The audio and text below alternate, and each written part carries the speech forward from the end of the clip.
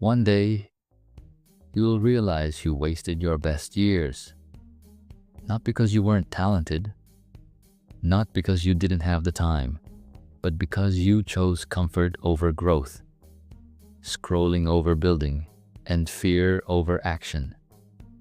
You kept waiting for the right moment until time quietly ran out. You didn't fail because life was unfair.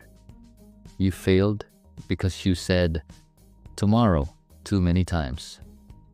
Most people don't need more time.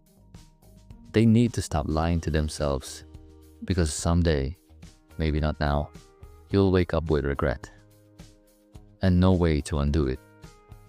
If you're hearing this right now, this is your second chance. Wake up, move different, start today. Your future self is begging you to. Follow for the mindset that builds real wealth, not just motivation.